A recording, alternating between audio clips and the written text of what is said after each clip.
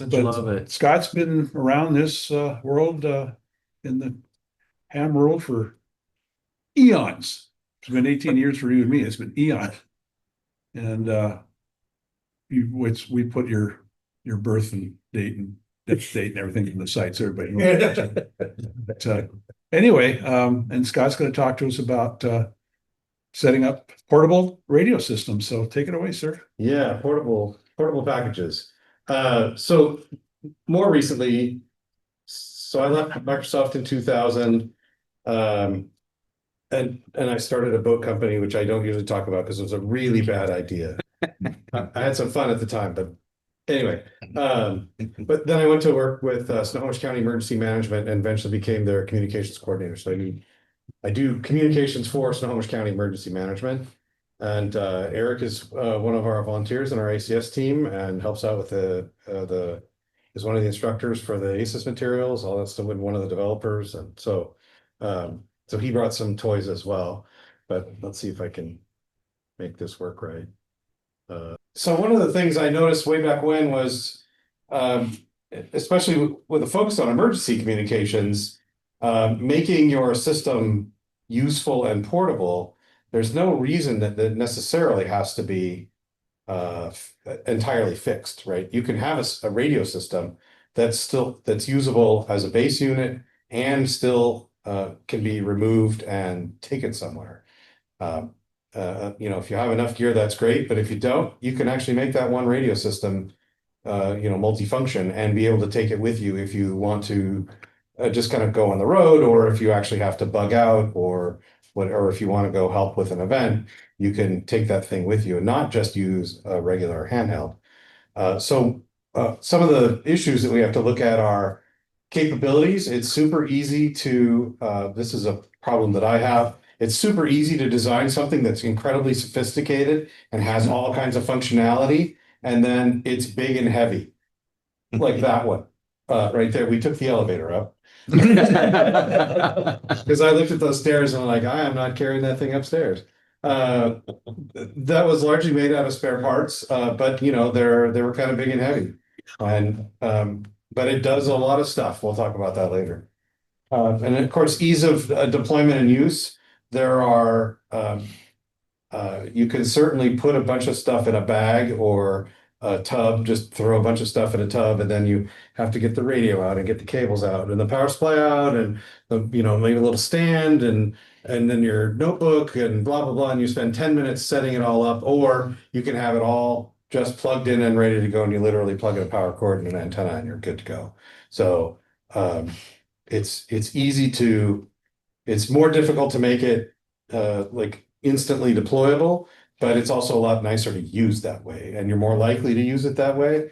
And this unit back here could easily be used as a base station. It's in a case. It works just fine sitting in the case. But if you want to, you can just put the microphones back inside and unscrew the antenna, put the cord in the back, put the covers on it, roll it out, and that's it. That's all it takes. And of course, robust design. How tough is it if it's going to get banged around? Because you can use those little storage tubs. You can build things out of storage tubs. I have some pictures of that. But the first time you drop those, it's done for, right? Those tubs are not very strong, and the stuff inside it is heavy, so it's just gonna break. There's some nice, really good like rolling cases, and there's some other things that people often think of Pelican cases because they're super tough. Turns out there's actually a number of cases that you can get that are not terribly expensive, that are just as tough or tough enough anyway that you won't notice the difference. And then of course around here, it's weather, right? Everything has to be waterproof. Those tubs with the lids that fold up like this, that like drain the water. So they funnel the water right into the thing. So you get it out of your car and you set it on the ground. In the meantime, the water is pouring inside the thing, right? I mean, that's not a great idea. Need to have a hole in the bottom. Right, unless you have the drain hole in the bottom. Yeah. Mount everything up off the bottom and have some cover. Yeah, you could do that, right? But there's probably some better solutions. So around here we just have to think about heat and cold isn't usually a thing, but we got to worry about rain because you don't want water on your equipment. There's lots of other kind of clever and fun features. There's some some of these are really just handy. Having a light inside there to be able to Yeah. set up in an area maybe that has poor lighting and being able to see the front of your radios, because a lot of these radios are, gray on black. And I don't, even with my glasses, that's a challenge, right? But gray on black is super annoying. And then if you have poor light, you better know where all the knobs and buttons are, because that's it, right? So having like a light on them, having a place to store, if you want to do CW, have a little pouch for your CW key, or a place to put notebooks and pens and blah, blah, blah, that kind of stuff is nice. One of our guys built one with a Geiger counter in it, because who doesn't need a Geiger counter with their radio? Turns out the thing actually works. I was like, well, how do you know if it works? And he goes, oh, I have a radiation source. I'm like, of course you do. Don't you? Like, I wouldn't know if it would work, right? Yeah. And then of course, making it look professional, just kind of getting it all together, not having it be a bunch of wires, and having it be a rat's nest, securing all the cables, making sure they're properly attached, that they're not going to come apart as it bounces around, making sure all the screws stay attached, things like that. So we're going to look at a couple different pieces. The radios themselves and some accessories, the cases and the enclosures, power distribution, and then antenna systems. So the radios themselves, you have to consider like what exactly is your goal. There's, for most emergency communications, VHF, UHF is by far the most common. If you want to do HF, you might need an antenna tuner. How many different VFOs, like how many different radios do you need to listen to at the same time, right? Do you want to do HF and VHF, UHF at the same time? Do you need to listen to two VHF, UHF channels at the same time? That's going to drive your radio choice, assuming you aren't just using something you already have on hand. And then do you need some other capabilities like D-Star or DMR or System Fusion, something like that, that's going to determine what kind of radio you need to look at. Do you need to be able to do packet radio? So a TNC or some kind of sound card adapter, is that going to be necessary for the radio? A lot of the radios now have sound card, they're connectable via USB. So you don't need the adapter. This thing has a signal link in it, but if it was a more modern radio, USB cable would be all you need. And then, yeah, are you going to need a laptop or some little netbook thing, some tiny ultrabook, maybe? Is that going to be part of the package, or are you just going to carry that separately? I always have one. I mean, I have my go bag here, always has my laptop in it, so I don't have it as part of my kit necessarily, because I'm going to have that in my bag anyway. And then you have to think about all the other pieces you might need, right? Coax cables, adapters, headsets, pens, pencils, notepads, forms, manuals. There's a cool little adapter kit that lets you hook kind of any antenna to anything. You can get those on, HRO has those on sale from time to time for, well, who knows what they're going to be now, but they used to go on sale from time to time to about like $90, but it has like males and females of a bunch of different types, and you can make a lot of different adapters out of that kit. On field day, you are the king if you have one of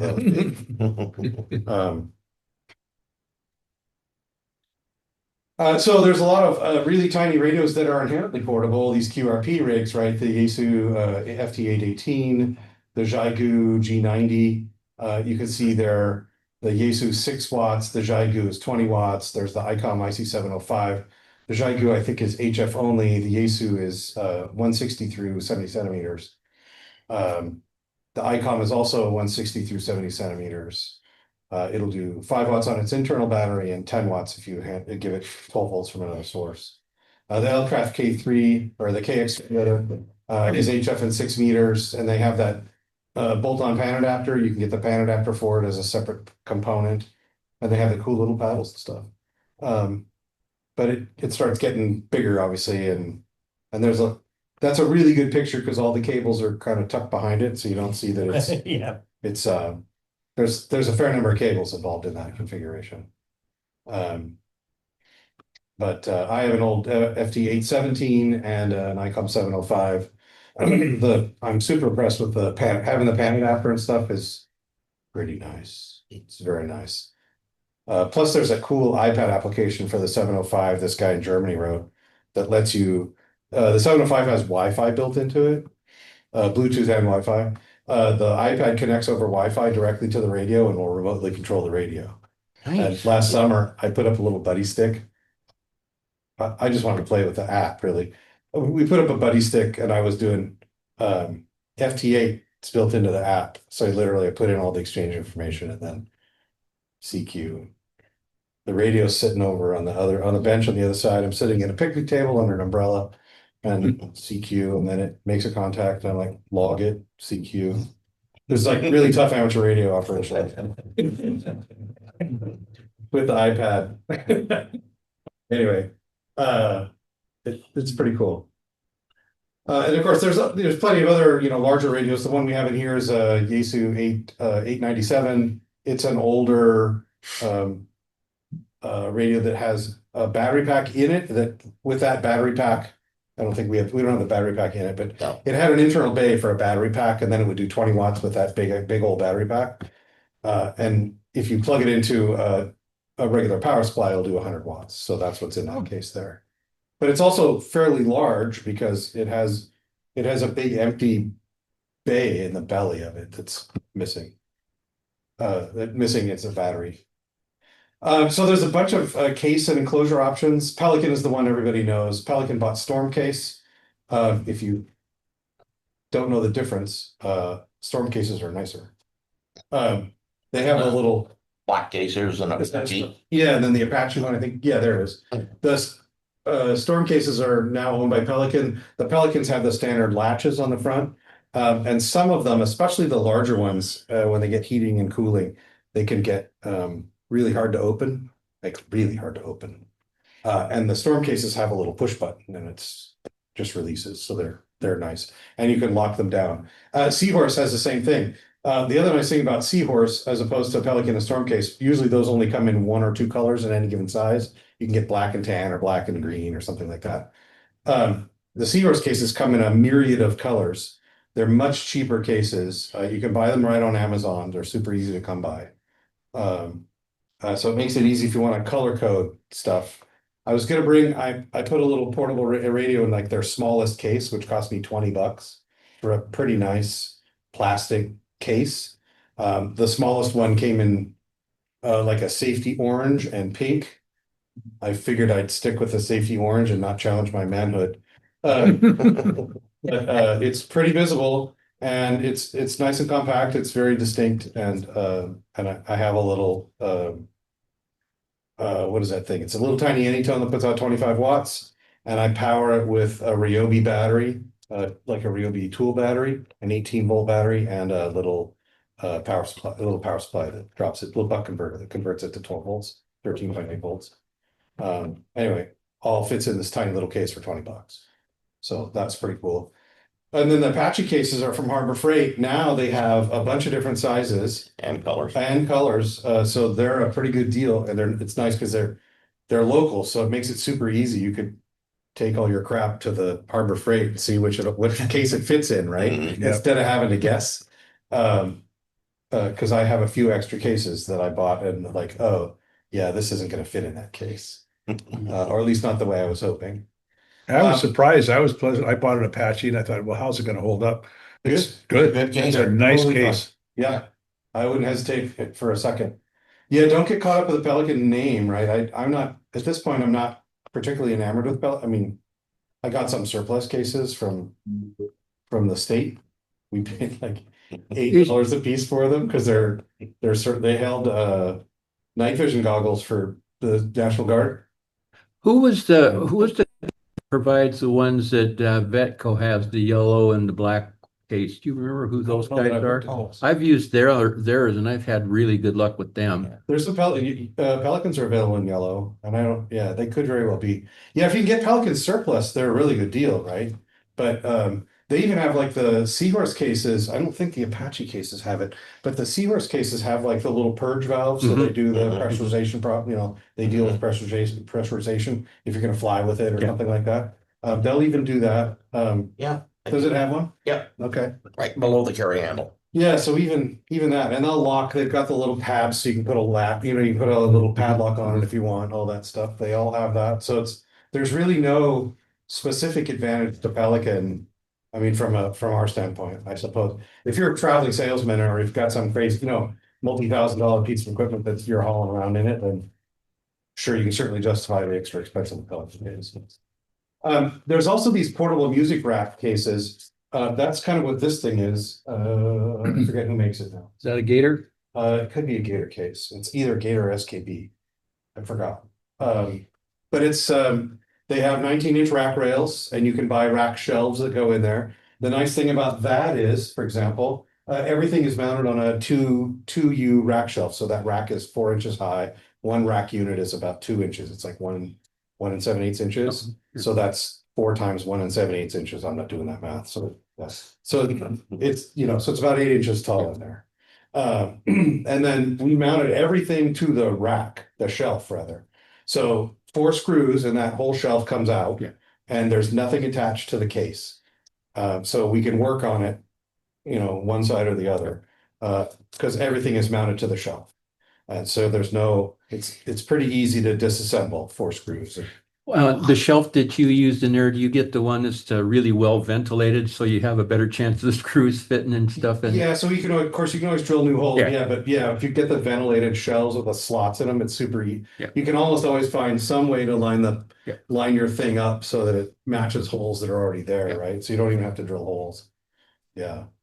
There's also ammo cans and Anvis cases. The Anvis there are dedicated cases for night vision goggles.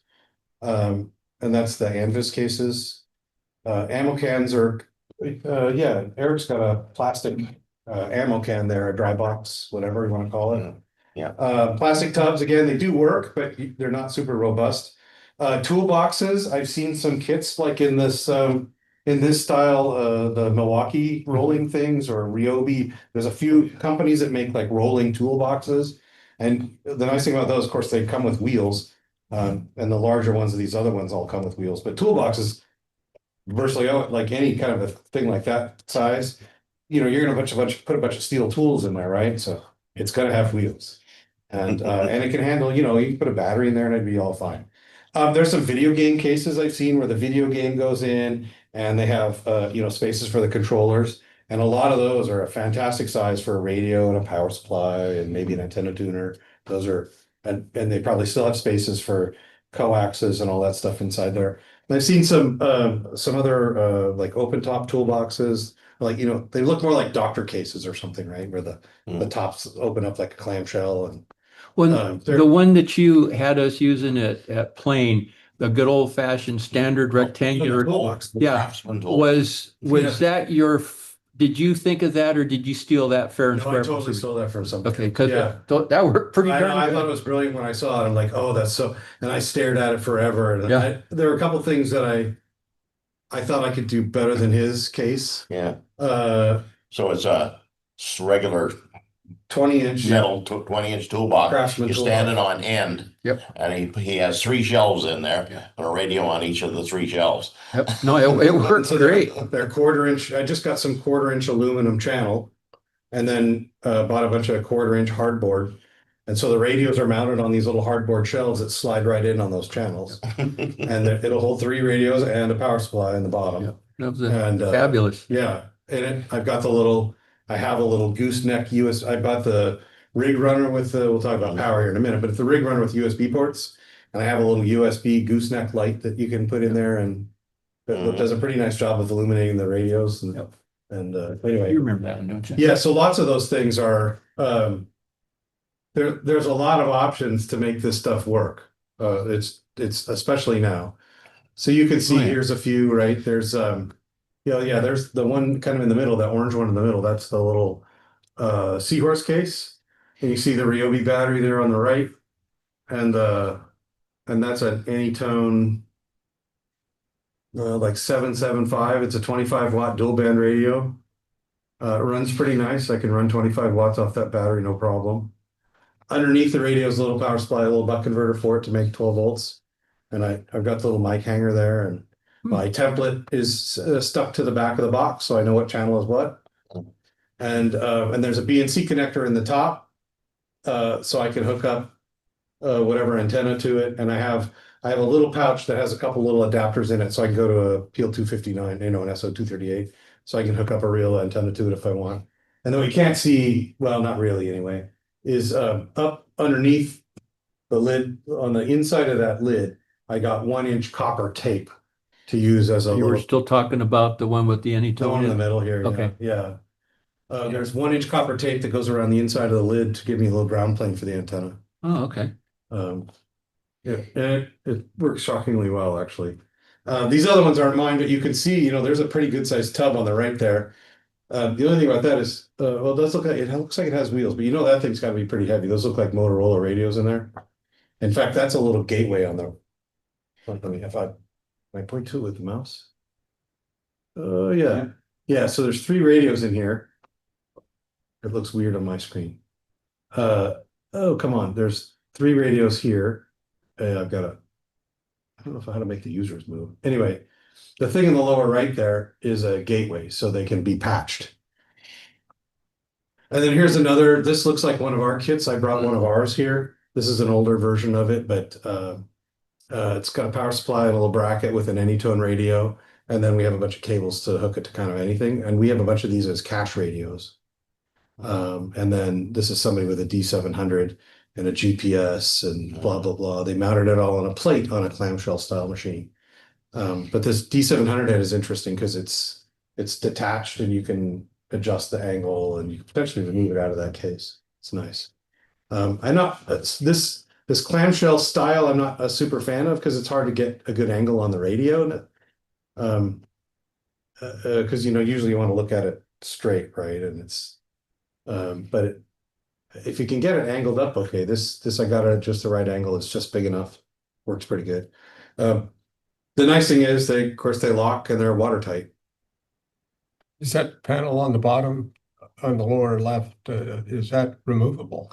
Yeah, so this was a plywood panel, and I think there's like a screw thing here, and there was some other hardware around here that latched that panel down. Okay. Yeah, it was like, it's hard to, well, you can see a little texture to it, right? Somebody painted a plywood panel. That was one of my things with, so it was Dick Beach that designed that toolbox thing originally. He used the hardboard shelves, but he didn't paint them. Like, oh, no, you gotta paint them. So the whole thing's just a little plywood that he's painted and everything else kind of screws onto that, mounts onto that. Yeah, so it's all mounted on that plywood. And then I It think just underneath comes out. you still had batteries and stuff and cables. You had storage underneath there. In fact, it might be hinged in the back. That's One- maybe. Yeah, one of Oh, our, that's interesting. And then it's got this little like wing nut right here that latches it down. one of our Yeah. guys, did something similar to that, but he 3D printed. I don't know if he Panel. 3D printed, but he Yeah. had a real nice panel that fit in there with all the holes in the right places and everything. There's some guys, I wasn't at Mike and Key this year, but last year, some guys from Federal Way had taken some ammo cans and mounted the radios in them. And they did a 3D printed panel and the radio mounts everything inside there and they can just slide the whole thing in and their call sign is actually printed in the panel and oh, they look so sharp. I'm like, I want to see the plans for that. I want the plans. Because I was thinking I could do that, but it's a lot of, I've been thinking about redoing this because this is kind of a joke. I'd show you this, but I wish I had it here to show you. I was trying to figure out if I could actually fabricate something that would receive the Ryobi battery, it's got that weird nose on it with some contacts on the side. And so I literally got a 2x4 and started cutting away at it and then had to put some notches in it. And I got some little bits of copper that I could use as contacts for the battery when it went in. And it's a total hack job. It was super ugly. When it was done, it's like, well, but it works, right? I could just screw it down. And then I painted it black and it's like, nope, because it still looks like a 2x4. I painted it black. That's not going to work. You can 3D print something. So then I got buy adapters for all those tool batteries. well now, Yeah. right? Ryobi and Yeah. DeWalt and Milwaukee and whatever batteries you use, Right. like Yeah. And they're all 3D printed, no less. I have no idea. Yeah. I haven't bought them, but Yes, they're they're they available. all come from China and they all Right. cost Yeah. $650 $650 and right. Yeah. So the problem I had with this was that case is so short. It's not very tall.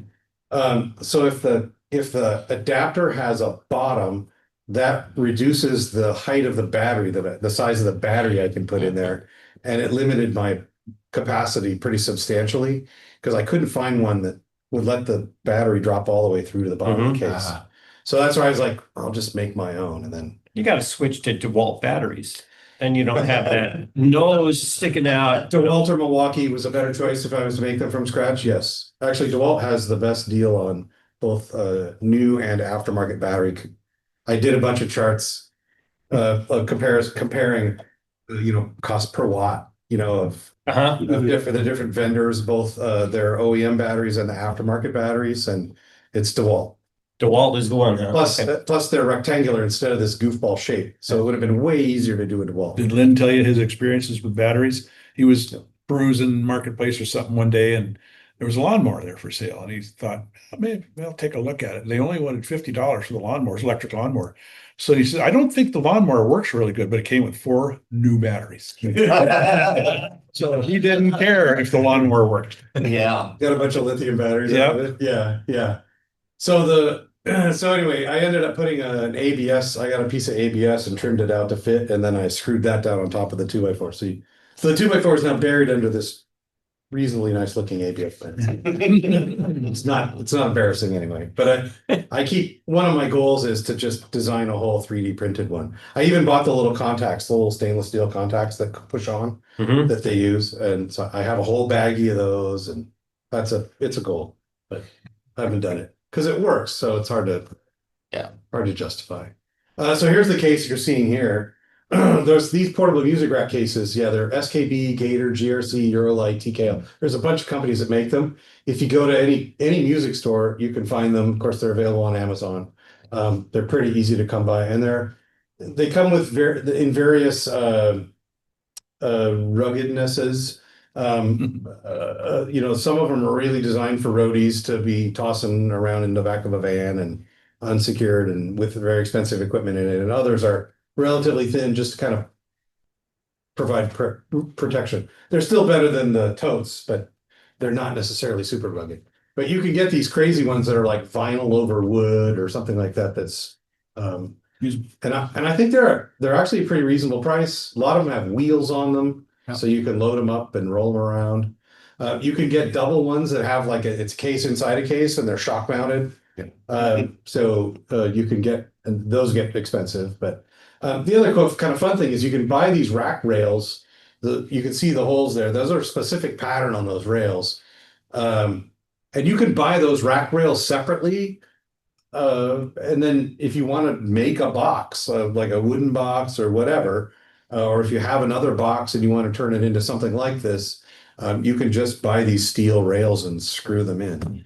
And I actually did this, but my network gear at home, I actually bought a big aluminum rack and then so these are big heavy channel rails, and then cut them down to fit in a area in my basement that gave me 12 rack units, maybe something like that.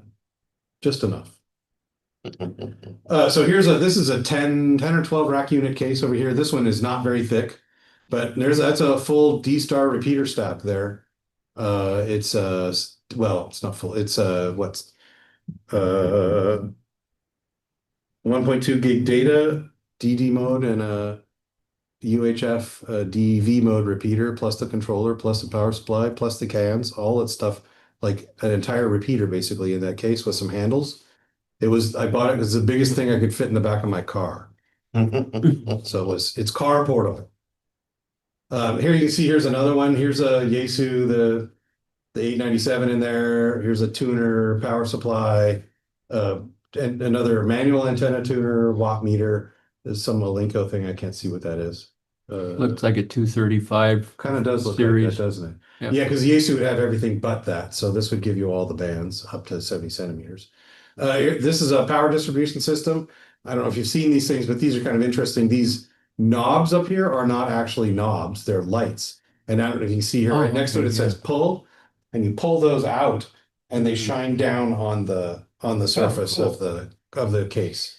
So those are common in music cases. You could buy those things again at the music store, any place that sells that case. Oh, here you can see the rack units. They even have them numbered. That's fun. So this is a 1U rack shelf, and there's 2 with a little bar, and there's 3 with another bar, and another 1U shelf, and there's So that's 4, 5, and 6. So this is a 6U case. Have you put the slider rack shelves in any of your rigs? I've not. Kirkland had some in cases that they built, and they used the little. It was a drawer that Yeah. slid out, and Yeah. they had manuals and stuff in there that I thought was very clever. Yeah, Yeah. it was just a 1U drawer. Yeah. Mhm. It was pretty nice, actually. I thought it was nice. Sometimes in the lids, you'll find they have like a gear bag or a cargo net or something like that, like this lid has, or it's an accessory. You can get a cargo net, which is not a nice place to put manuals or microphones or something like that. Ammo cans. This is a steel ammo can. I think it's 50 cal. I painted it silver. And then this is an Alinco DJ 578. It does crossband repeat. So this is a tiny little crossband repeater with some lithium batteries in, or I mean some these are lead acid batteries for a while ago.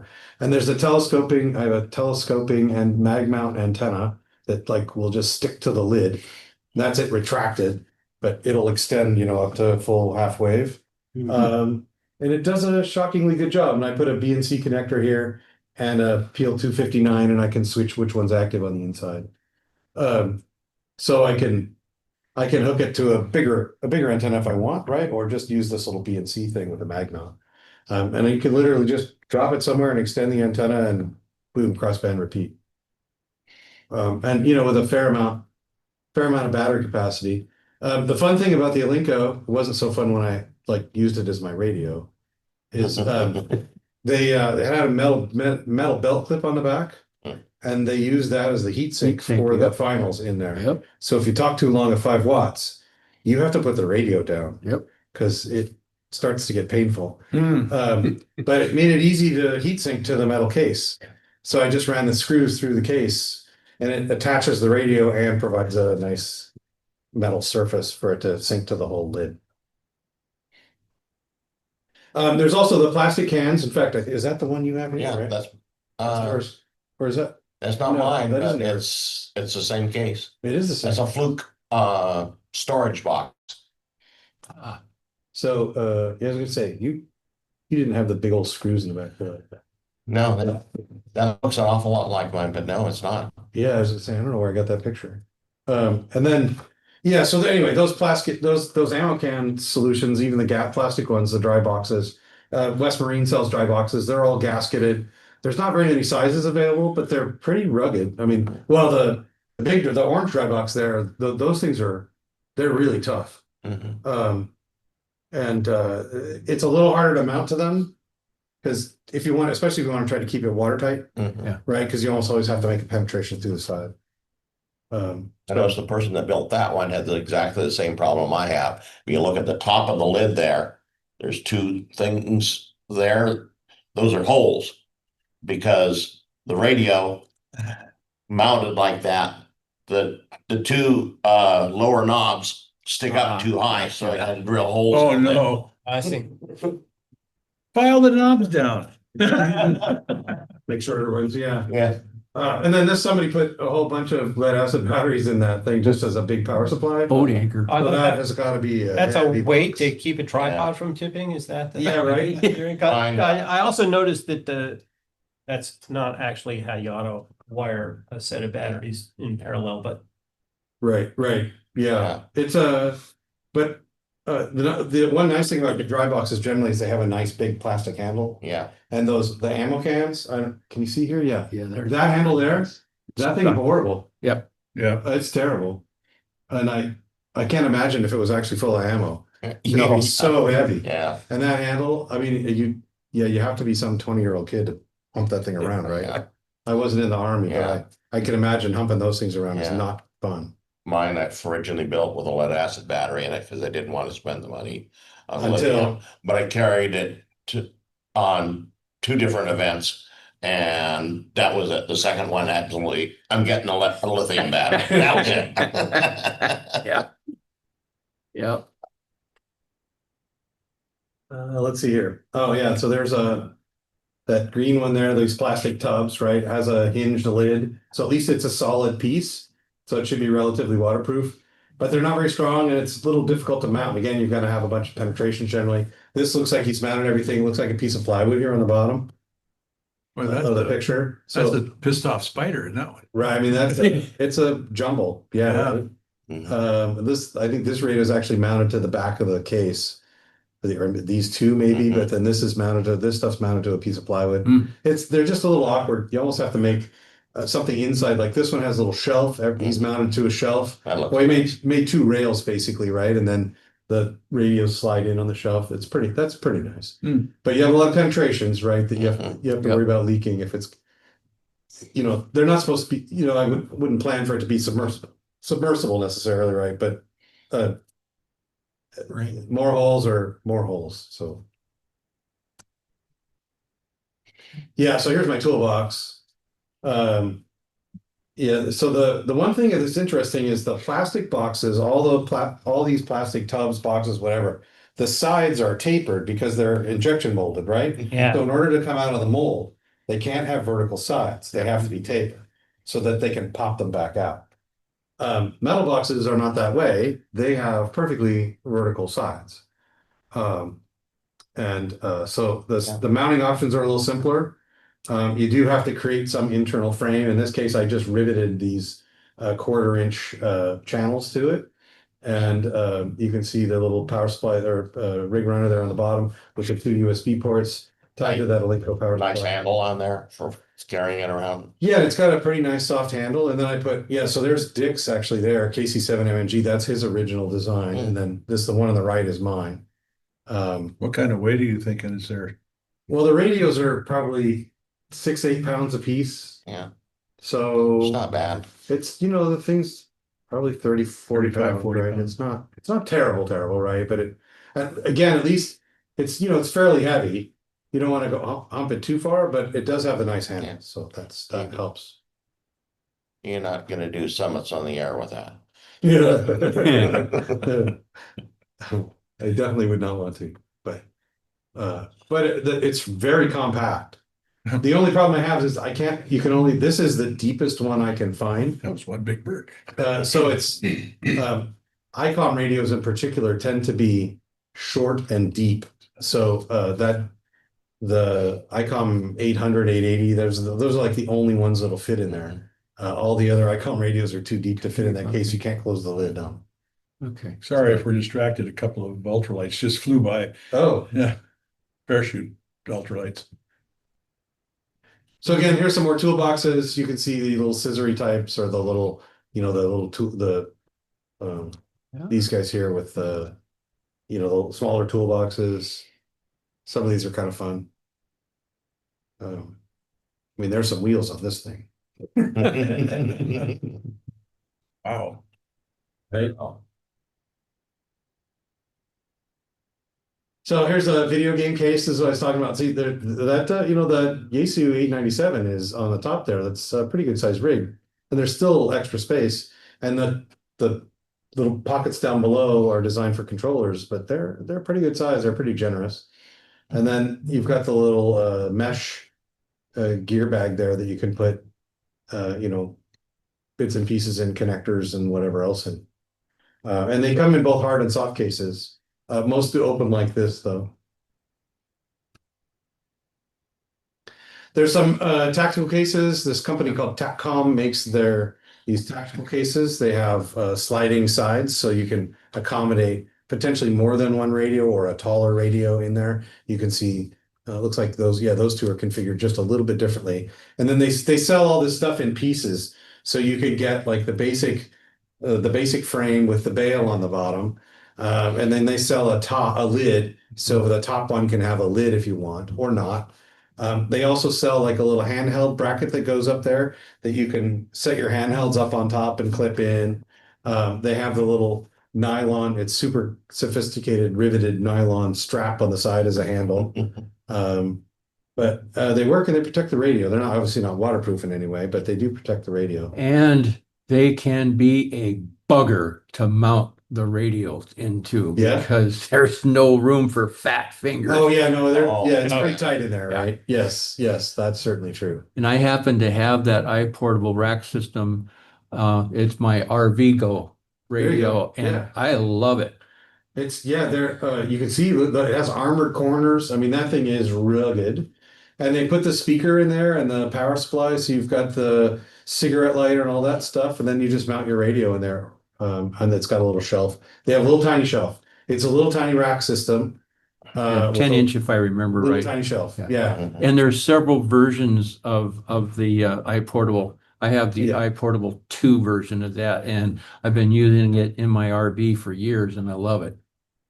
Yeah, they do. I should actually. There's a couple pictures I should add. This last year at uh,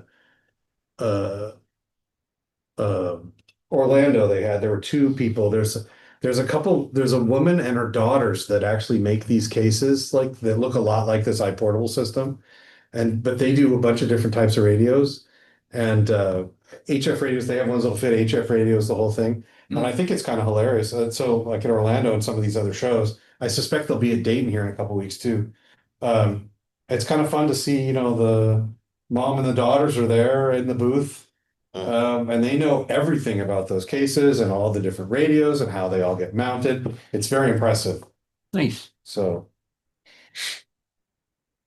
yeah, and again, here's some more cases. The one I never thought about the fact that if you modify, there's some articles way back when on how to modify a PC, like PCAT power supply. Oh, yeah. So you can get the 12 volts out of it. And I never really realized, it's like, oh, look, an Alinco radio fits right in that 5 1/4-inch drive bay. I thought that was kind of funny. It's like, I would have put the panels back on there, but yeah, right. It's like, this was in Huntsville, actually. It was the Huntsville Hamfest. You can kind of see the lettering in the back. That was on the table at Huntsville. I have to practice that Huntsville. Anyway, Yeah. Gotta get that right. Huntsville. There's more of a Huntsville too. I usually practice before I go. But you can see, on the right there too, they have space for notepads and manuals and all that stuff. I thought that was nice. And the headphones fit in there. That's a good idea. So power supplies, switching power supplies are nice and compact. They're generally lightweight. You can get them from Astron, Samlex, Alinco, Jetstream, and MFJ. Well, maybe MFJ. Yeah. We'll see what happens with MFJ. Yeah. If you don't get a good one, they can be noisy on HF. I bought a little tiny Jetstream. I was super excited about it. It was really compact. And I took it home and I plugged it in. I hadn't even plugged anything into it. And it has this tiny little fan in the back that went whoosh. Unplugged it, put it back in the box. Like, nope. Yeah. Yeah. Cool. I don't know if it was any good or not, but that particular model was noisy. So I wasn't gonna have that. Have you had any bad luck with the PowerWorks power No, supplies? no. In fact, there's one in this case here. They've been very good. I've got a lot of them, and I have not had trouble with any of them except for the We had one fail. But Yeah. we literally have bought dozens. Yeah. So Well, I'm not sure that it So failed. there's- Yeah, it did fail. There's one Yeah. thing to know about those PowerWorks power supplies, which is when you switch them on, there's an over voltage spike that lasts like 100 milliseconds. Ah. So like you might want to get in the habit of turning your radios off. Yeah. And then turning the power supply off. And then when you turn the power supply on, like Good to know. wait, and then turn the radios on so that they're not eating that spike. Yeah. As opposed to just leaving the That's an radios on all the excellent time. point, but I've got 6, and the only one that failed was my fault. Oh, what did you do, Tom? Come on, you got to tell. Yes. You know the red and the black wires? When they don't go to the right place, strange smells emanate from the power supply. Yeah. Wow. But I've had real good luck with those. And they're nice and small. Yeah. And relatively light. Yes, that's all true. And yeah, they seem. I haven't tried one on. I don't know that I've tried one on an HF radio, so I don't know how well they work on HF. They do but are they really good? well, yeah. Well, the ones I have are Mine good. too. I have both the voltage adjustable ones Mm, and the fixed. fixed voltage ones, and they're all HF quiet. okay. Every one that I've used has Mine been too. HF quiet. Excellent. Yeah, Yeah. I just hesitate to recommend some of these because I just don't. HF is the ultimate test. VHF, UHF, FM is easy. I mean, you have to have a terrible, terrible power supply or something wrong with it to like not work then, but Yeah. HF is the real test. Yeah, But so the other thing to look at is meters, additional power outlets. The Linko ones are not super HF quiet. They have this thing that cracks me up. They have a knob on Yeah. them. You It's can the frequency switch it adjust knob. around. So if you end up where there's a Move the birdie, birdie. yeah, you can just move the birdie. Change the switching frequency. It's like, oh, is that bad? Or just throw it away. Oh, really? Yeah, really.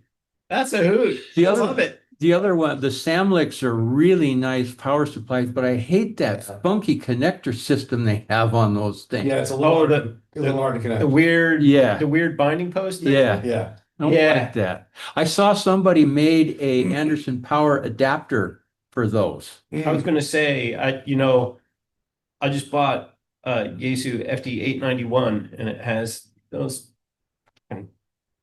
Molex style connectors on the back. Right. Like, I looked at that and I said, that sucker is going like today. yeah. And so I was searching for power pole adapters and it's like 27 hams all over the world are 3D printing the little doogas to go in the hole that's left when you pull that Molex out. Right. Yeah. And it's like, man, that was the best thing I did to a radio that was still under warranty in a long time. The 817s had one of those Anderson power pole adapters available for it, and it fits like a glove and works like a champ. Yeah. Interesting. Yeah, yeah. Yeah, so I just cut the OEM connector off.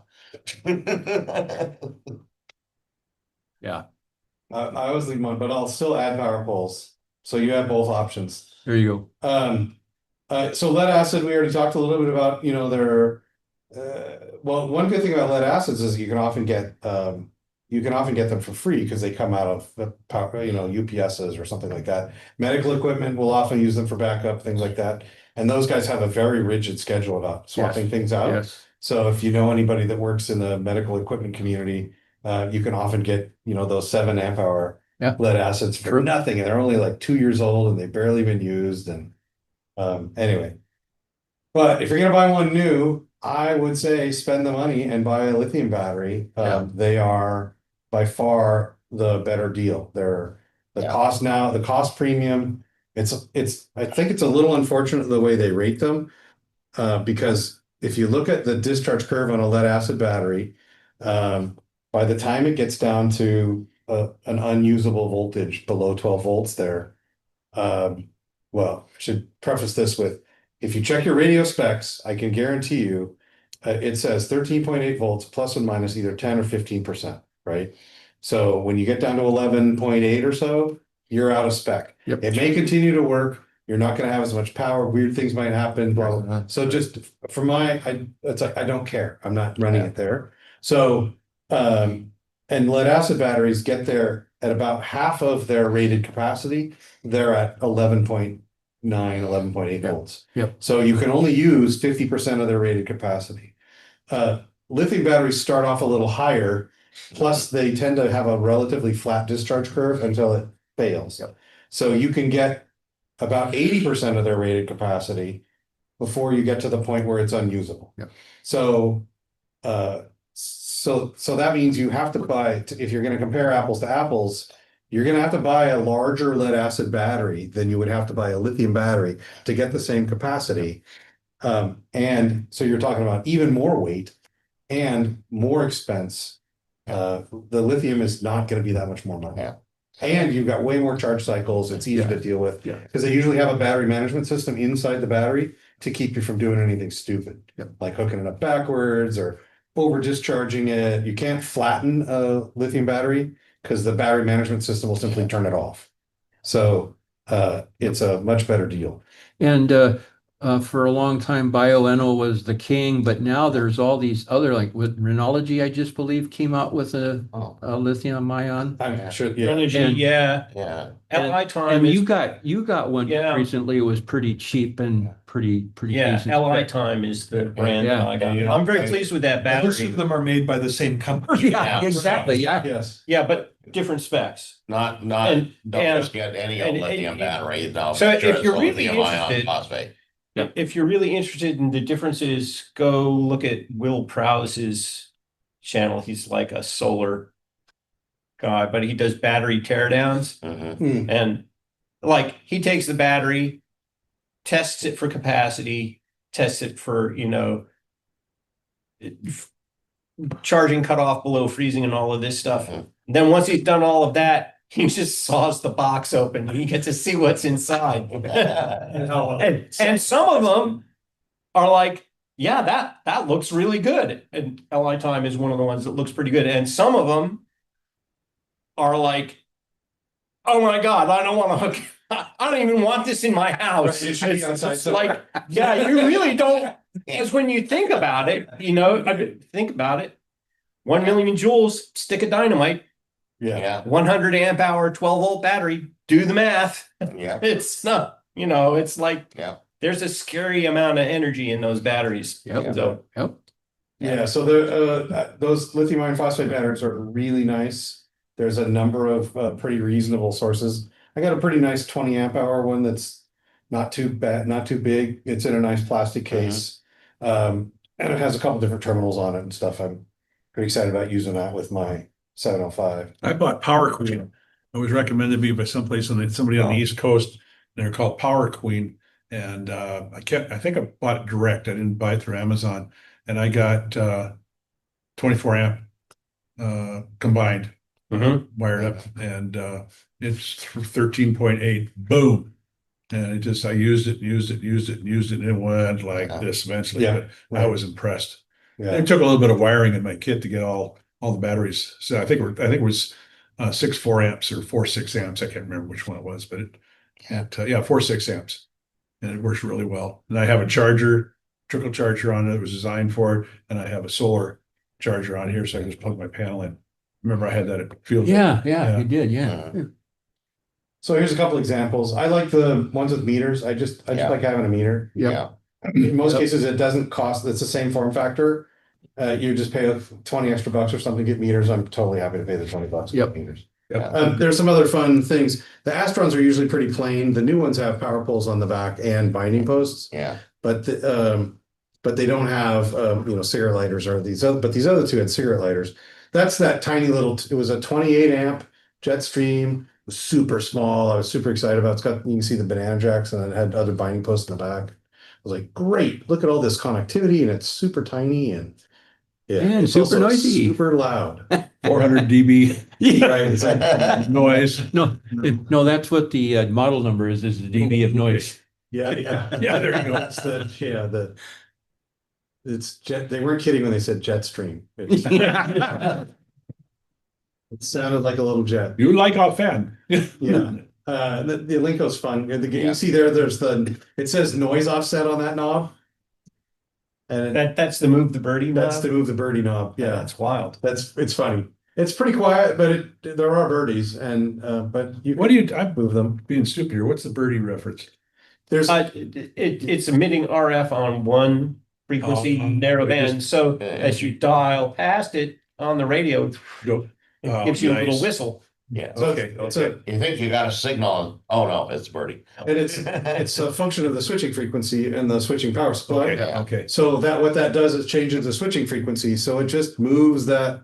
It's it's a millionth octave of whatever the For sure. harmonic of whatever. Because the switching switcher frequency is it's banging the square wave there. Oh, yeah, So exactly. harmonics. Are those the only connections up front, Scott, or is there something on No, the they're back? binding posts in the back.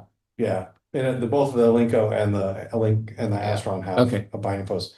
My gold standard has always been the Astrons, but they're not very small. They're Yeah. fairly lightweight and they're nice and quiet, but they tend to be kind of chunky. They're not. Yeah, Mhm. I tested a bunch of them way back when. I got a whole bunch of power supplies and tested them on HF radios, and the Astron was consistently the nicest, but they're not always the best form factor. True. I just bought a new Astron to replace my power supply. The voltage was starting to vary. I'm like, come on. So I'm like, time, you're going away. I got a new one, and it's got power pole connectors on the front and then binding posts on the back. Okay.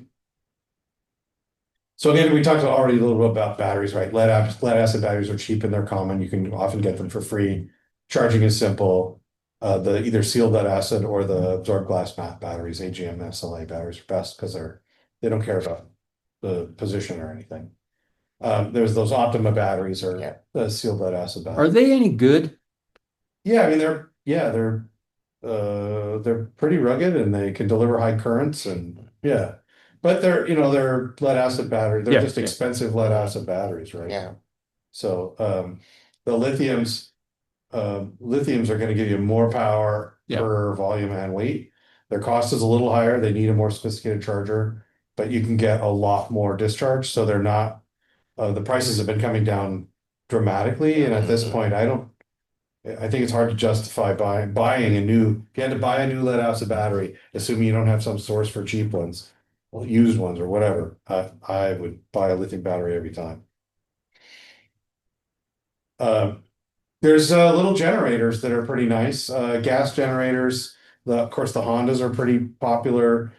We bought a bunch of these Ryobis. They're 2300 watt Ryobis. They're nice. They've got the wheels and everything all built into them.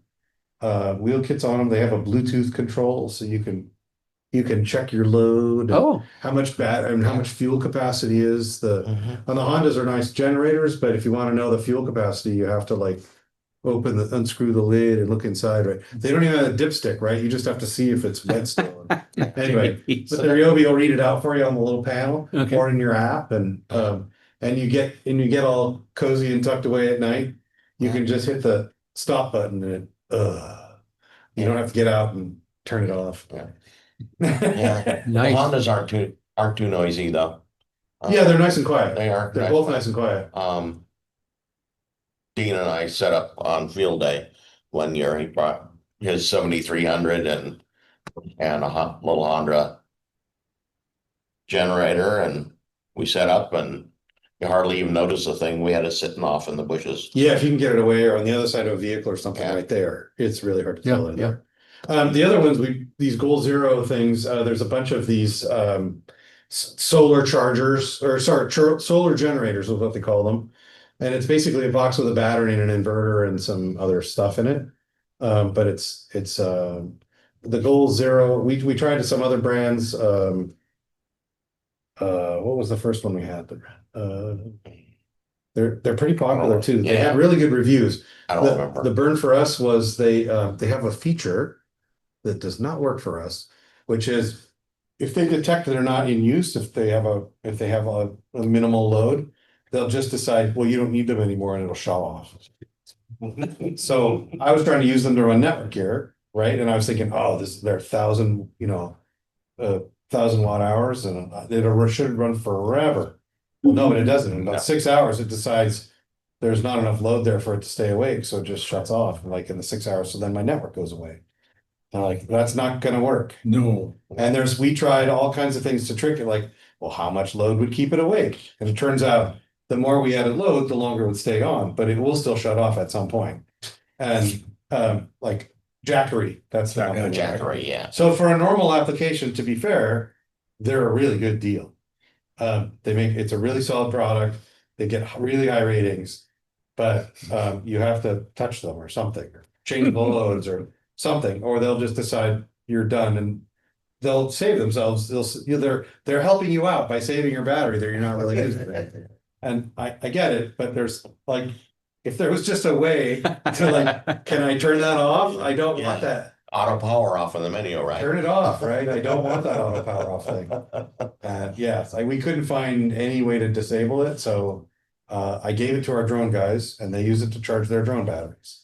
And they're only doing it for an hour or two, and they don't notice at all, and it works great for them. But then we bought the Goal Zeros, and they don't do that. And so they're a much better unit. Of course, they've got a solar charger built into them, so if you have a solar panel, you can run them forever. And did I thought I brought it up? Oh, here it is. There's some pretty good deals on solar panels now. So. This is a 60 watt panel. It'll hook to almost anything. And There it is. and you can tie it up.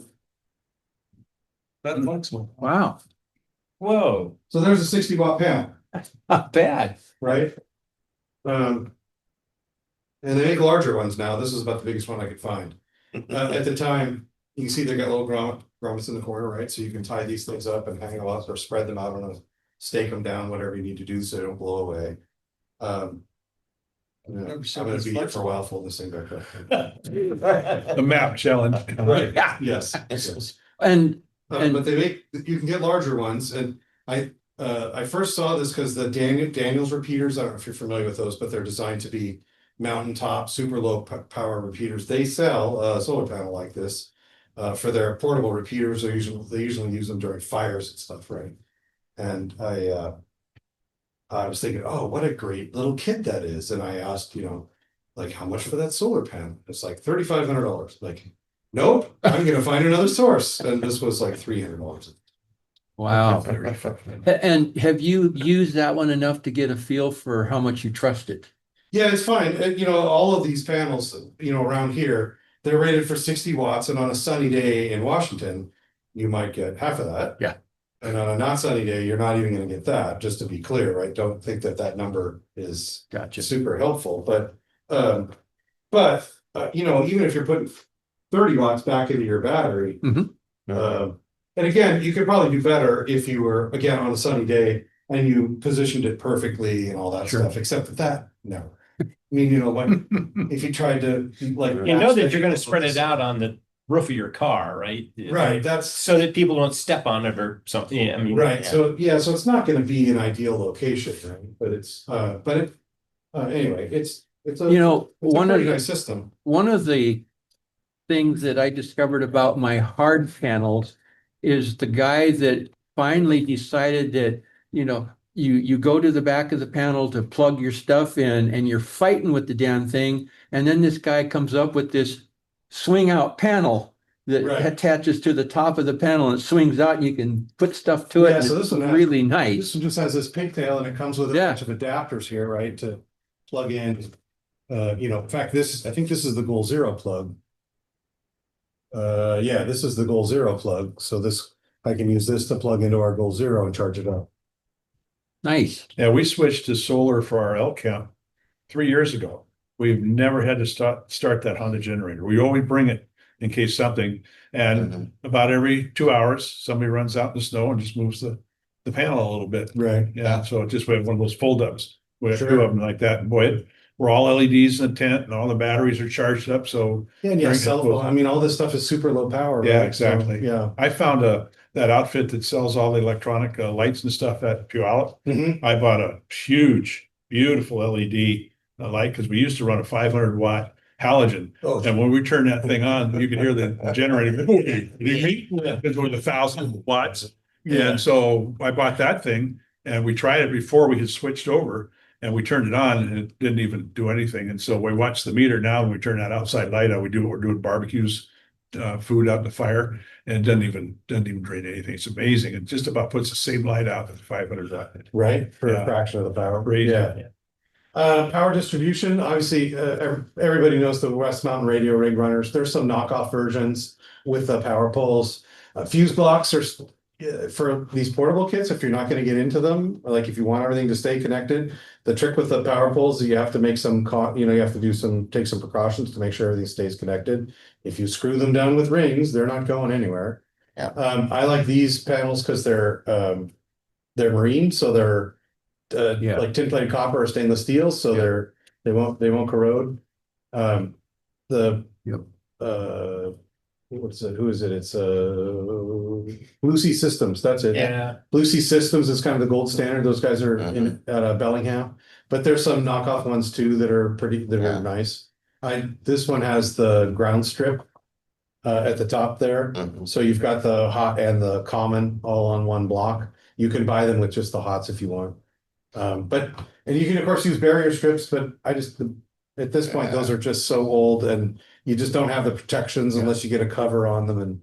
And this is really nice. Has anybody in the room here had the issue with the Power Andersons that I experienced? I was getting lousy performance out of my D710G.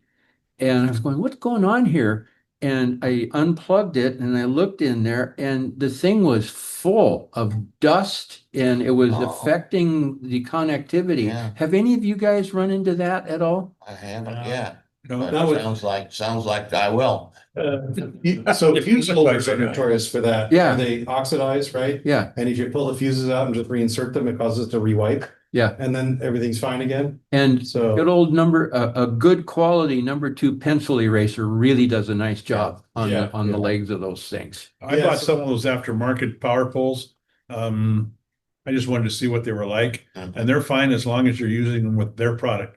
When you start to Yeah. interface with the ones you normally would, Mhm. Andersons, they Yeah. don't do a good job. No. So they're sitting in a drawer someplace. Because but, there is- So you could probably use those as a dust cap on the other end. Yeah, there you go. Because there was one power pole knockoff that was notoriously for being an RCH off the size of the Anderson. And it was Yeah. just enough to bugger to stuff. mess you up. Oh, Yeah. yeah, Yeah. So I use this in my car. I mean, this is what I have in my car, for example, Yeah. just because I like I do too. as stuff is going in, stuff gets thrown in the trunk and it doesn't, if the wires get pulled on, they don't go anywhere.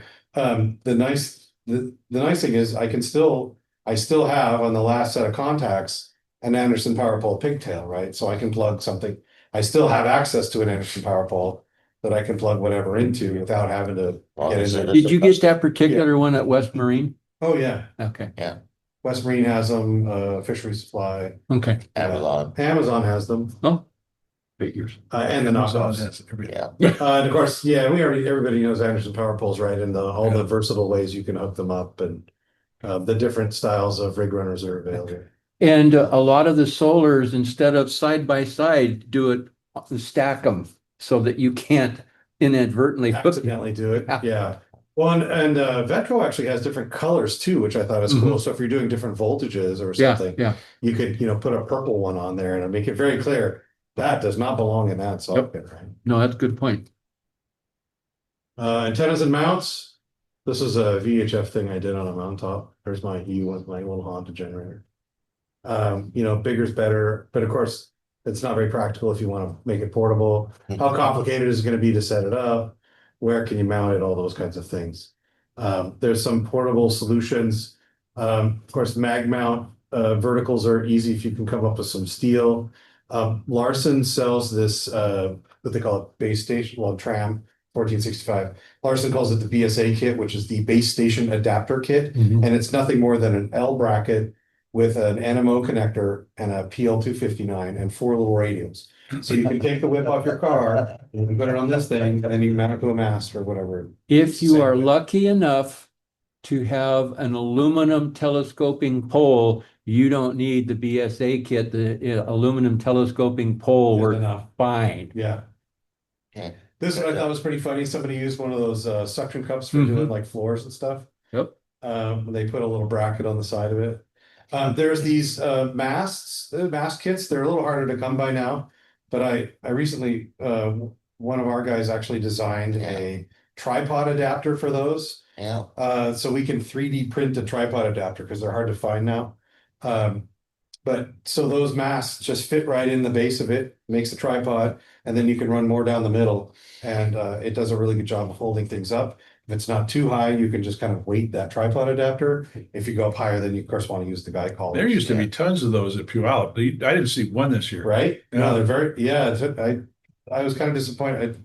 I spent some time because we have a kit like this in each one of our trailers and they were not easy to come by. Yeah. Especially because I wanted the bag too, because I wanted to hold them in something. Is it because Yeah. everybody loved them and keeps them, or have they just wore them out? I don't know that they're surplus anymore. They may not use this style. I don't know what the story Yeah, is. because you saw the email from Ed Levitt, Yeah, and he was talking about that actually was a camouflage kit for those things as opposed to a radio mast. right, Oh, right. Yeah, a lot of times they come with a plastic piece and people think it's supposed to sit on the ground and it's like, no, that That's big holding disc up the canopy. is what holds up the camo net. Yeah. Yeah, yeah. Mm. I see people use it on the bottom all the time. I'm like, no, no, no. Yeah, and the That went on the link top. he gave for it, they haven't been in stock for ages, so. Yeah, Yeah, I saw that too. It's like, oh, is there somebody? No. I've been buying them on eBay. You can still get them. Yeah. They're not stupidly expensive, but buying a kit with the bag, you have to be super careful because you find a good deal on one. It's like, oh, look at that. Oh, it's only $180 shipping. Yeah. Yeah. Yeah, it's like, the deal is cheap, but the shipping is insane, right? So you have to be a little careful. you show the drive-on plate there for the temporary mount. I've got one that plugs in the receiver Yeah. for my And we built some out of bike racks, what we've been using on the trailers. We basically got a bike rack. So it's a bolt on the tongue of the trailer. There's a bolt on receiver. That's just this tube that you bolt onto the bar on the front of the trailer.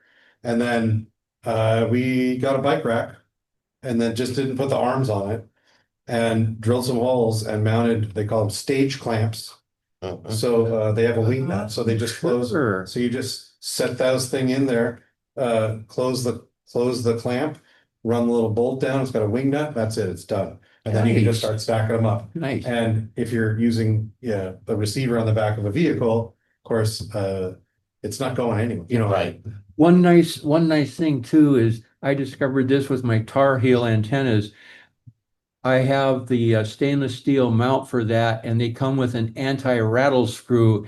The antennas work a whole hell of a lot better with the anti-rattle screw but you have a screwed close into. contact. That makes sense. Yeah. Yeah, that makes sense. And then I also went a step farther and used a 1-inch braid and grounded to the chassis rail and to the body. And each time I connected to a different spot, I dropped the noise. Yeah, I bet. Yeah. It works really good. Yeah, so here's your Tar Heel, right? Yeah, so you can do there's a screwdriver antenna, super antennas, MP1 ham stick. Buddy Pole makes this thing they call a buddy stick, which is basically just an 8-foot whip and a tuned radial on the ground, a counterpoise.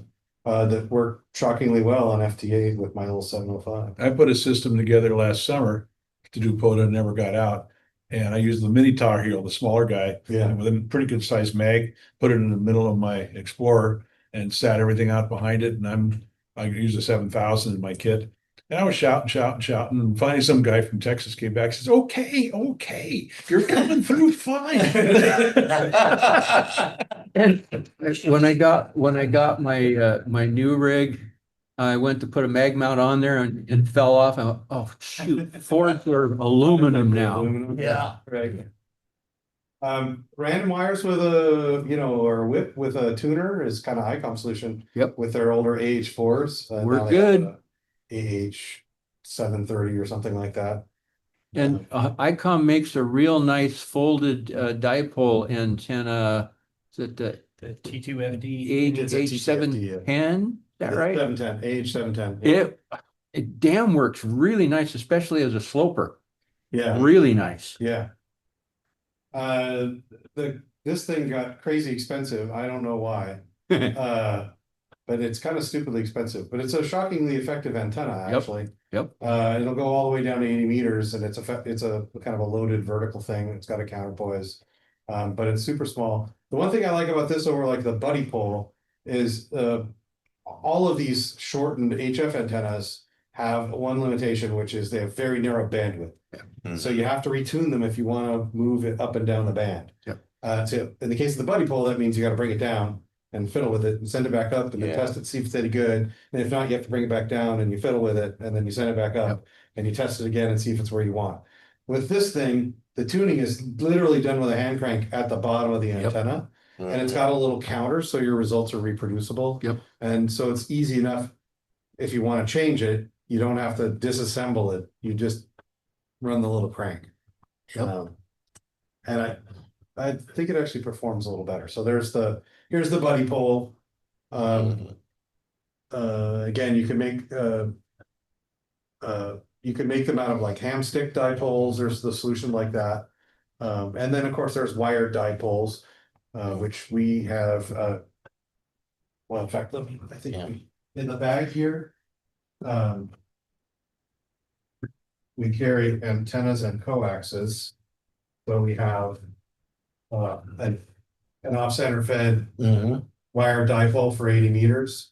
And it's, and there's some cordage in here somewhere that we can use to just tie this thing up in a tree, right? And, in our case, we're usually doing NPIS anyway, so we don't have to get it, a million feet in the air. If we can get it, 15, toss something 15, 20 feet up, it's all golden. This is from Radio Waves. I had to do this little, I told him, it's like, I want to be able to load it up in some fashion so I can shorten it if we can't get the right enough space, because it's, full size, it's 137 feet long. And he's like, oh yeah, I'll give you a little kit. I'm like, okay. So it's literally nothing more than a piece of PVC pipe with some notches in it. And he said, yeah. He says, you go 16 feet out on the long leg from the center and just start winding until you're wound enough. So that's it. Okay. Nice and simple. Yeah. $200 for that. Surprisingly, the ham stick dipoles work pretty well. Yeah. Yes. Yeah. We've used them for 60 meters for the 5th Saturday exercises because you only want one frequency. Right. And so you have it pre-tuned and it's easy to throw up real fast and it works. Yep. Yeah. And for VHF, UHF, Yep. right, this is the N9TAX. It's a dual band J-pole, wire J-pole, right, roll-up J-pole. This guy does a really nice job. It's hard to duplicate his work for any reasonable price. I tried. It's like, oh, Can't how hard buy can the this be? materials for the price he sells them, so I don't understand, like, he must have found, 5 kilometers of twin lead Oh, that this fell off the person- back of a truck somewhere, Yeah. and he's been selling them ever since. I just moved into an HOA complex over Providence Point. And so I was out walking around the other day when we had that nice weather, trying to decide where I could hide an antenna. And I have a really nice tree right outside. I'm on a fourplex, 1, 2, 1, 2. There's a beautiful little tree out there. I'm up there and I'm looking at this tree, thinking about swinging that up there because you never see it. And one of the neighbors walks by and says, "That is a nice tree, isn't it? What you looking at?" "Oh, nothing." I'm just admiring the tree. Smart move. Yeah, so here's the TTFD, that's that ICOM AH710, Okay. right? The TTFD or T2FD, it's the twisted, terminated, folded, or something. No, what is it? Tilted, terminated, folded dipole. That's the word. G5RV, something like that. The TTFD antennas are nice and they're shorter. They do have people poo-poo them all the time because there's a bleeder resistor in the middle. It's like, oh, it's just this big thing, burns off a bunch of power. Like it works okay. It works. Yeah, so here's some wire antennas. These are the ones we're using here. The nice thing about them, they're easy. You can make them. They're inexpensive if you want to buy them generally. If you don't have to buy alpha delta ones or something. These are not, industrial strength. Right. The ones that are on our building and on our tower, I've got, it's made out of the copper weld, right? So it's steel wire that's coated in copper and if, the building were to collapse, that antenna would hold it up. True. But this doesn't have to be that way. It's designed to be portable. So here's a couple other examples. There's Wayne's. That's the one that has on the right there. That's the one that has the Geiger counter. Yeah. He did this other thing. Oh, this is the other thing that's fantastic about this thing. He hooked up a little circuit to the back of the radios, and when the radio squelch opens, those are on plexiglass panels. The radio is mounted to this plexiglass panel, and he lights it green when the squelch opens, and when he transmits, it's lit red. That's actually pretty handy. Right? And he also designed a bunch of circuitry that we use in our speakers. The speakers light up when they're talking, because we have like 3 radios at each station, and invariably they only talk when you look away. Affirmative. That's exactly what I And was then when you thinking. turn back around, they stop talking, so you don't know which radio is talking. So we have What you want is like this with a where it's Delay. persistent for, 5 seconds. perfect. Yeah. Perfect. So you So hear it, our- you look and you see the light. Oh, it's that radio. Our speakers have a little red LED on them with this 5-second delay light that he designed. And then he decided to do this whole thing in his, again, with the Geiger counter. There's the little knob there. Where's the Geiger counter now? Well, it's in the menu. It's The whole thing's menu driven. It's Arduino. He's got an Arduino in here. Of course it is. This Of course is the it is. knob. Just select the Geiger counter Right. menu. Yes. Sure. And turn the guy, and then it starts ticking and you can see the display. It shows up in the display there. So yeah, you press this knob and then rotate it around to the right menu selection. Press it again. And he can redirect the audio down to from the speaker down to the jacks and all that stuff. Nice. So through the menu. Yeah. You want to hear an interesting story? Years ago, my company used to repair Geiger counters. And for a quick test, we would use Coleman lantern metals or hotter oh, than yeah. hell. Right. Yeah. Yeah. Yeah. Yeah, so I built this one here. This is in a seahorse case with some wheels on it. Yep. This is it's a Kenwood D710 over here. This is a power supply on this side with an Alinco DR235. Yeah. So it's 220. 220. And then below there is a TNC. Of course, Kenwood has a TNC in it. So, and then this has its own 1200, 9600 baud TNC here. And then both of those are connected to this serial, it's a 4-port serial adapter to USB. And then that in turn goes over here to the USB hub, which is connected via this blue cable to an Intel compute stick. So it's a tiny little computer that looks like a big fat thumb drive. And the other end of this thing is an HDMI port that goes up to this monitor. And then I have a wireless keyboard, a Bluetooth keyboard mouse that connect up to this. Well, it's a keyboard of the keypad that goes in the case. So that thing sits up there. I can load up, APRS software or WinLink or whatever you want on the PC, and then operate it with this remote keypad keyboard. Slick. Anyway, that's Yeah. that's mine. You have too much time on your hands. Well, I was thinking I had too many radios on my hands and I needed to make them do something, make them look like I bought them for a reason. As I'm packing all my stuff to move, Kathy says, "This is radio number 6." She says, "You only told me you had 3." Well, that was 2 years ago. Right. How many radios do you need? Exactly. The answer is more. More. Yes, You need more Ladies radios. don't have any sense of humor. exactly. When we moved, I moved all my tools where they were scattered around into the garage in this one area to organize them for packing them. And we found 17 caulking guns.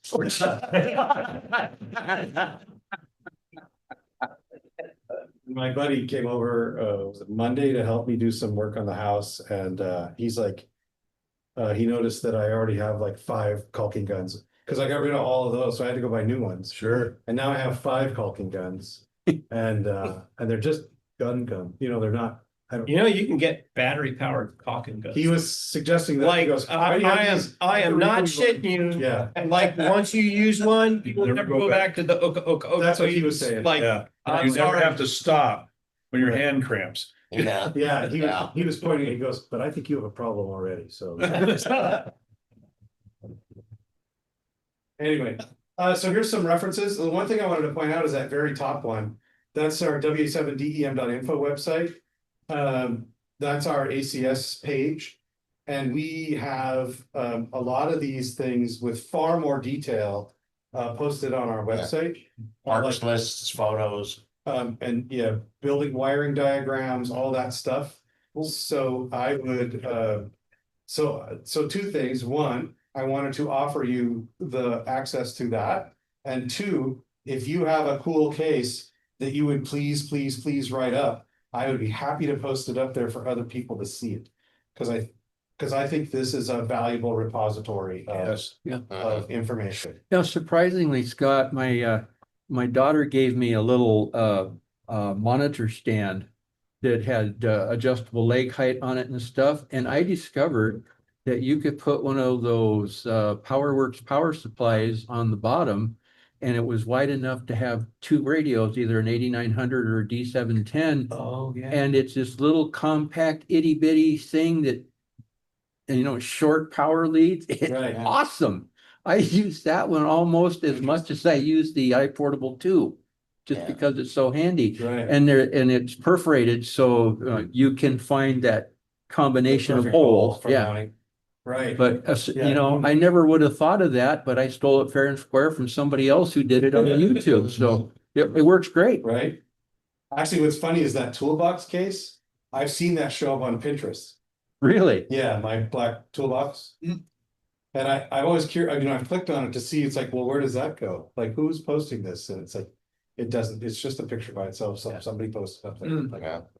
anyway, yeah, so please, if you have a cool setup, get some pictures and do a little write-up, a page or two with the parts that are in it, a little diagram maybe. You can see the other examples up there. Lots of people have contributed, lots of ACS members in particular, but beyond that, when I've done these talks, there's always Yeah. somebody that has a cool kit, and we can get them to post their thing up there. And it's just a great place to get other ideas for different types of systems. Yeah. And then there's the sources, Seahorse cases, again, they're on Amazon, but Seahorse has a lot of different cases that you may or may not find on it, so. Seahorse makes some of the other electrical components at West Marine too, correct? That's Sea Dog, Or Sea Dog, okay. and they are not, how do you say this? Let's say they're not the highest quality. Sea Dog is Fine not, for our purposes. If you're putting it on a boat that's gonna be in the saltwater, don't do that. okay, But for our purposes, they're fine. okay, And they're out of Auburn or something, they're local. okay. Yeah, Sea Dog, but Seahorse, these cases are, I'm not sure where these guys are located, but I like their selection of cases. They have a good selection of cases and they have a big selection of colors, which is kind of fun because you can color code things. Robin posted some. Oh, what is this? Corrections, one made what? We need somebody to read in the chat.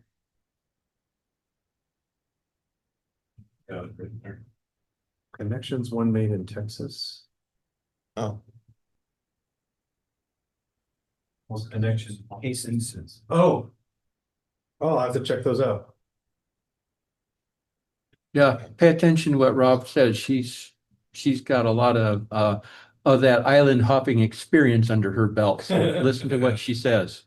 Yeah, I'll have to see those. Yeah, and there's, well, and again, since I started this thing, Harbor Freight has a really sophisticated, they have like rolling cases now that they didn't even have when I left that long ago, right? Yeah. So they have a really good selection of cases and they're really good. Well, again, today, they're really good prices. And for what we're doing, they work. Yeah, absolutely. Okay. Yeah.